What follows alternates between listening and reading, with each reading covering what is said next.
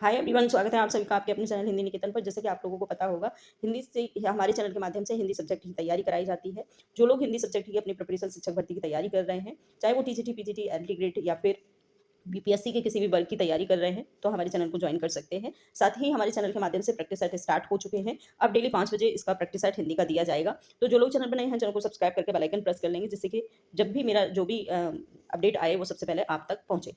तो आज हम स्टार्ट करेंगे यहाँ से, यानी कि आप देख सकते हैं पहला प्रथम जो है प्रैक्टिस सेट स्टार्ट हो रहा है फर्स्ट, और यहाँ से हम स्टार्ट करने वाले हैं। यहाँ पहला जो प्रश्न है आप लोग देख सकते हैं, और हमारे एक प्रैक्टिस सेट में लगभग 30 क्वेश्चन मैं पूर्ण करूंगी। और जैसे कि अगर आपको आप कमेंट के माध्यम से बता सकते हैं या कोई भी आपको डाउट लगता है तो ठीक है। तो आज से स्टार्ट करने वाले हैं। सबसे पहले हम देखेंगे पहला प्रश्न, ठीक है।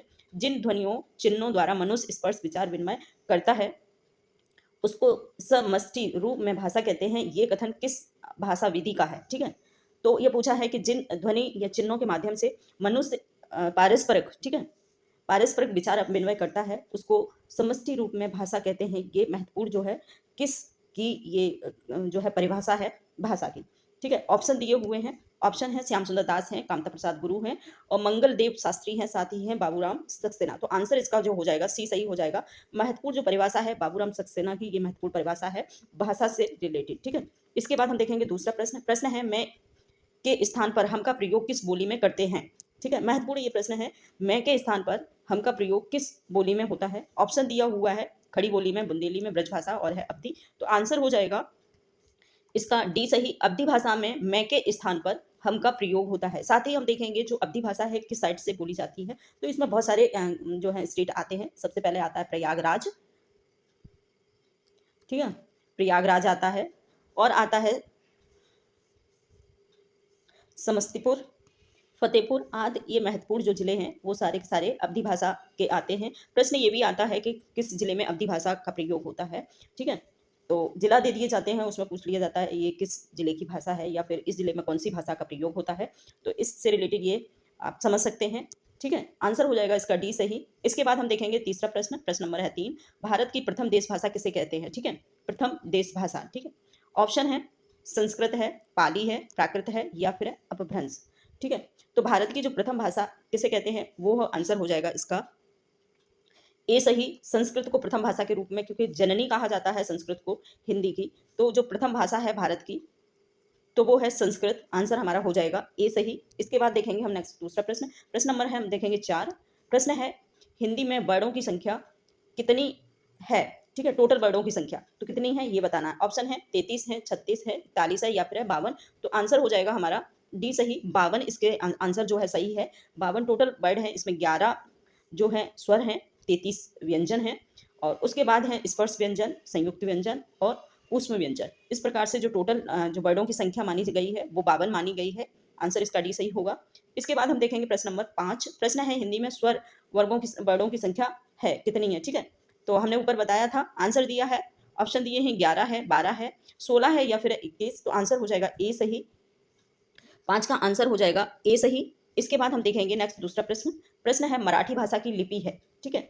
मराठी किस भाषा में लिखी गई है ये पूछा है। ऑप्शन है कैथी भाषा है, देवनागरी है और गुरुमुखी है। आंसर और वो सॉरी डी है फारसी, ठीक है। आंसर हो जाएगा इसका देवनागरी लिपि। देवनागरी लिपि में जो लिखी जाती है वो है मराठी भाषा, ठीक है। हिंदी, संस्कृत, संस्कृत, इसके बाद है नेपाली, ठीक है। नेपाली, मराठी और नेपाली को याद रखना है। तो ये सारी की सारी जो भाषा हैं वो देवनागरी लिपि में लिखी जाती हैं। आंसर हो जाएगा हमारा बी सही, ठीक है। इसके बाद हम देखेंगे नेक्स्ट दूसरा प्रश्न। प्रश्न है पूर्वी हिंदी का विकास किससे माना जाता है, ठीक है। आप समझ सकते हैं हमारी जो भाषाओं का विभाजन हुआ है हमारी हिंदी का, वो मूल रूप से 5 भाषाओं 18 उपभाषाएं हैं। तो ये इसमें पूछा है कि पूर्वी हिंदी का विकास जो है किस से माना जाता है। आंसर दिया हुआ है, ऑप्शन दिए हुए अर्धमागधी, मागधी, खस या फिर सौरसैनी। तो आंसर इसका हो जाएगा प्रश्न नंबर 7 का हो जाएगा आंसर ए सही, अर्धमागधी, ठीक है। अर्धमागधी से पूर्वी हिंदी का विकास हुआ है, और पश्चिमी हिंदी का विकास जो माना जाता है वो माना जाता है सौरसैनी अपभ्रंश से, ठीक है। सौरसैनी अपभ्रंश। तो यहाँ पर हमको पूछा है कि पूर्वी हिंदी का विकास किससे माना जाता है, तो हम बताएंगे अर्धमागधी से, ठीक है। इसमें टोटल जो है 3 पूर्वी हिंदी में जो भाषा हैं वो टोटल भाषाएं हैं, 3 भाषाओं का उल्लेख हुआ है जिसमें अवधी, बघेली, छत्तीसगढ़ी, टोटल 3 भाषाएं हैं पूर्वी हिंदी की, ठीक है। इसके बाद हम प्रश्न लेंगे। प्रश्न नंबर है 8, निम्नलिखित विकल्प में शुद्ध वर्तनी वाला शब्द है कौन सा? ठीक है, उज्जवल है, सन्यासी है, या है प्रज्वलित, या फिर है बिरहवी। ठीक है, तो आंसर हो जाएगा इसका प्रश्न नंबर 8 का सी सही, प्रज्वलित। ठीक है, आंसर हो जाएगा इसका डी सही। इसके बाद हम देखेंगे प्रश्न नंबर 9। प्रश्न है निम्नलिखित विकल्प में अशुद्ध वर्तनीय वाला शब्द है। ठीक है, अशुद्ध चुनना है, शुद्ध नहीं। ठीक है, ऑप्शन दिया हुआ है आधीन, आशीर्वाद, श्रृंगार, अनुग्रहित। ठीक है, आंसर हो जाएगा इसका 9 का ए सही, आधीन। अधीन होता है, आधीन नहीं होता। ठीक है, आंसर हो जाएगा इसका। बाकी ये तीनों ही सही लिखे हुए हैं और ये वाला जो है वो सही नहीं लिखा है, अधीन होता है, आधीन नहीं होता है। इसके बाद हम प्रश्न देखेंगे। प्रश्न नंबर 10 है, निम्नलिखित वाक्य में शुद्ध वाक्य क्या है? ठीक है, उसका प्राण संकट में है। जो प्राण होते हैं वो हमेशा बहुवचन में आता है, तो उसके प्राण संकट में है। ठीक है, उसका नहीं होगा। दही बड़ी अच्छी जमी है, दही बड़ा अच्छा जमा है, ये पुल्लिंग है। ठीक है, दूसरा है मुझे अपने काम को करना है। इसके बाद हम देखेंगे वहां मुझे एक महापुरुष मिले, तो आंसर इसका जो हो जाएगा 10 का आंसर हो जाएगा डी सही, वहां मुझे महापुरुष मिले, एक महापुरुष मिले। जो सही वाक्य है वो है आंसर डी सही। ठीक है, इसके बाद देखेंगे प्रश्न नंबर हम 11। प्रश्न है व्यर्थ का काम कौन सा संधि विच्छेद सही है? ठीक है, व्यर्थ शब्द का संधि विच्छेद हमें बताना है कौन सा सही है। ठीक है, ऑप्शन है व्यधन अर्थ, विधन अर्थ, वधन अर्थ, या फिर व्यधन अर्थ। तो आंसर हो जाएगा 11 का, वो हो जाएगा सी सही, विधन अर्थ। ठीक है, इसके बाद हम देखेंगे प्रश्न नंबर 12। प्रश्न है मनोरथ शब्द में संधि है। मनोरथ ऑप्शन है गुण संधि है, अयाद संधि, या व्यंजन संधि, या फिर है विसर्ग संधि। तो आंसर हो जाएगा प्रश्न नंबर 12 का डी सही, विसर्ग संधि। ठीक है, मनोरथ में। ठीक है, इसके बाद हम देखेंगे प्रश्न नंबर दूसरा। और मैं बताना चाहूंगी कि डेली इसका प्रैक्टिस सेट होगा 5 बजे। जो लोग प्रैक्टिस सेट ज्वाइन करना चाहते हैं वो डेली अपने तैयार रहें और आपको 5 बजे इसका प्रैक्टिस सेट मिल जाएगा। और जब तक आपकी एग्जाम चलेगी बीपीएससी की, तब तक ये डेली इसका प्रैक्टिस सेट चला करेगा। इसके बाद है प्रश्न नंबर 13। प्रश्न देखेंगे सचित का सही संधि विच्छेद होगा। ठीक है, ऑप्शन है सत धन चित, इसके बाद है सत धन चित, दूसरा है सच्ची धन चित्त, और दूसरा ऑप्शन है सम धन चित। तो आंसर हो जाएगा सचित का, वो हो जाएगा प्रश्न नंबर 13 का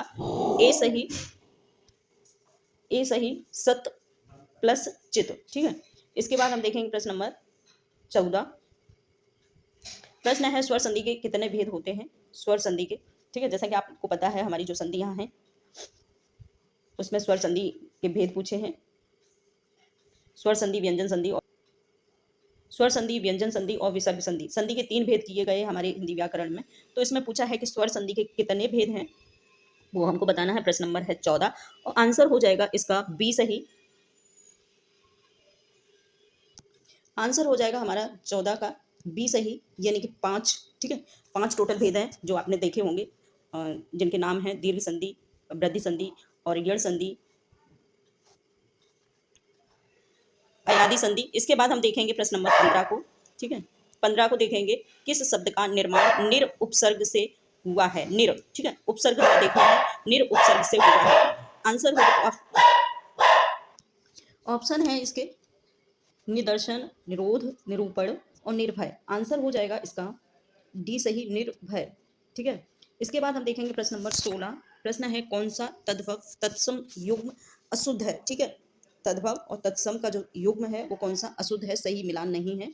ऑप्शन है सुई और सूची, दूसरा खीर का छीर, भात का भक्त और है प्रीतम का प्रिय। ठीक है, तो आंसर हो जाएगा इसका 16 का डी सही, प्रीतम का प्रिय आंसर जो है गलत है, बाकी सारे जो है ऑप्शन सही है। ठीक, इसके बाद हम देखेंगे प्रश्न नंबर 17। प्रश्न है वे शब्द जिनकी उत्पत्ति का पता नहीं चलता उसे क्या कहते हैं? ऑप्शन है देशज कहते हैं, विदेशज कहते हैं, देशज कहते हैं, तद्भव कहते हैं, या फिर तत्सम कहते हैं। तो जो शब्द हैं जिनकी उत्पत्ति का पता नहीं चलता है उनको हम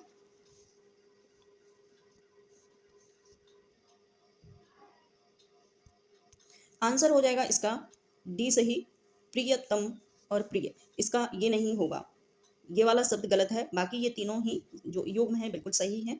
इसके बाद प्रश्न नंबर देखेंगे 17। प्रश्न है वे देशज शब्द जिनकी उत्पत्ति का पता नहीं चलता उन्हें क्या कहते हैं? ऑप्शन दिए हुए हैं, विदेशज कहते हैं, देशज कहते हैं, तद्भव या तत्सम कहते हैं। तो आंसर हो जाएगा बी सही। ठीक है, ये लग रहा है हमने दोबारा पहले करा दिया बीच में। ठीक है। इसके बाद हम प्रश्न नंबर देखेंगे, लिफाफा किस भाषा का शब्द है? तो आंसर हो जाएगा इसका बी सही, फारसी। इसके बाद देखेंगे आंसर प्रश्न दूसरा, प्रश्न है 19, प्रश्न है रचना के आधार पर शब्द कितने प्रकार के होते हैं? तो आंसर हो जाएगा इसका प्रश्न नंबर 19 का, वो है सी सही, 3 प्रकार के होते हैं। ठीक है। इसके बाद देखेंगे प्रश्न दूसरा, प्रश्न नंबर है 20, सिंधुजा किस पर्यायवाची शब्द है? किसका पर्यायवाची शब्द है सिंधुजा? ऑप्शन दिया हुआ समुद्र का है, लक्ष्मी का है, मछली का या फिर है कमल का। तो आंसर हो जाएगा इसका बी सही, लक्ष्मी को सिंधुजा भी कहा जाता है और आंसर हो जाएगा लक्ष्मी। ठीक है। इसके बाद प्रश्न नंबर देखेंगे 21, प्रश्न है विज्ञ का विलोम शब्द है। विज्ञ का विलोम शब्द क्या है? विज्ञ है, अनभिज्ञ है या अभिज्ञ है और फिर अज्ञ है। तो आंसर हो जाएगा इसका सी सही, अनभिज्ञ। विज्ञ का जो है विलोम शब्द होता है अनभिज्ञ। ठीक है। इसके बाद देखेंगे संस्कृत शब्द में उपसर्ग है। संस्कृत शब्द में कौन सा उपसर्ग है? ऑप्शन दिया हुआ है सा है, सन है, स्व है और है सम। तो आंसर हो जाएगा डी सही, सम उपसर्ग होता है। इसके बाद देखेंगे मिलाप शब्द में प्रत्यय है। ठीक है। पा प्रत्यय है, आप प्रत्यय है या फिर है अलाप या फिर लाप। तो आंसर हो जाएगा बी सही, आप प्रत्यय बनता है मिलाप शब्द में। ठीक है। मी धन आप। ठीक है। इसके बाद है अक्षर का अनेकार्थी शब्द कौन सा है? अक्षर शब्द का तो आंसर हो जाएगा 24 का, वो हो जाएगा बी सही, धन, सॉरी आंसर हो जाएगा इसका ए सही, वर्ड। ठीक है। अक्षर को वर्ड भी बोलते हैं और इसका अनेकार्थ शब्द है वर्ड। ठीक है। इसके बाद हम प्रश्न देखेंगे 25, प्रश्न है ममता किस प्रकार की संज्ञा है? व्यक्तिवाचक संज्ञा है, जातिवाचक संज्ञा है या फिर द्रव्यवाचक संज्ञा है, भाववाचक संज्ञा है। तो आंसर हो जाएगा इसका ममता जो है व्यक्तवाचक संज्ञा के अंतर्गत आती है। जिस संज्ञा में किसी पर्सन विशेष का नाम दिया जाता है वहां पर व्यक्तवाचक संज्ञा का प्रयोग होता है। आंसर हो जाएगा बी सही, 25 का।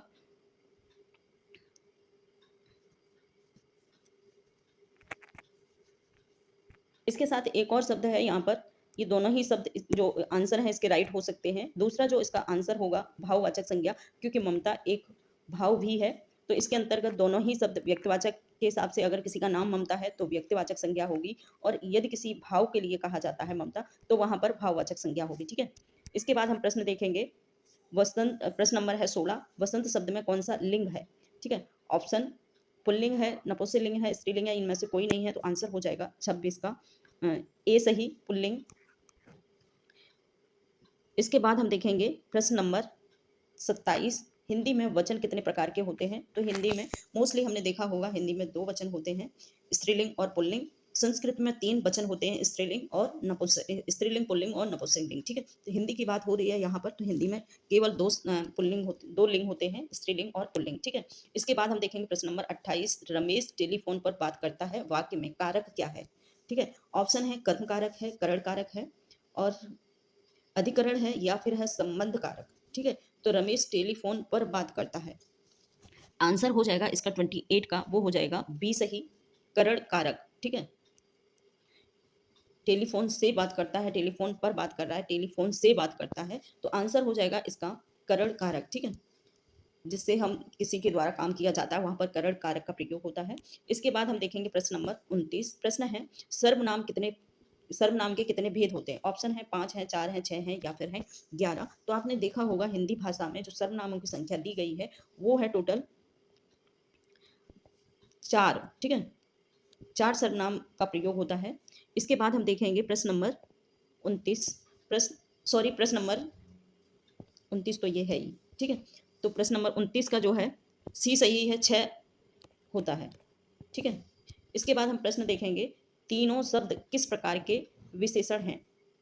तीनों शब्द किस प्रकार के विशेषण हैं? ऑप्शन दिए हुए कर्मवाचक विशेषण है, अकर्म आवृत्ति कारक विशेषण है या फिर गणना कारक विशेषण है, समुदाय कारक विशेषण है। तो आंसर हो जाएगा इसका 30 का जो है वो हो जाएगा डी सही। यहाँ समूह की बात हो रही है तीनों। ठीक है। तो यहाँ पर जो है समुदाय कारक का प्रयोग हुआ है। ठीक है। और इसके बाद हम देखेंगे प्रश्न नंबर 31, प्रश्न नंबर है राजन किताब पढ़ता है, वाक्य का कर्मवाच्य में क्या होगा? ठीक है। ऑप्शन दिए हुए राजन ने किताब पढ़ा और कर्मवाच्य में बदलना है इस वाक्य को। तो दूसरा है राजन के द्वारा किताब नहीं पढ़ा जाए। ठीक है। दूसरा है राजन के द्वारा किताबों पढ़ी जाती है।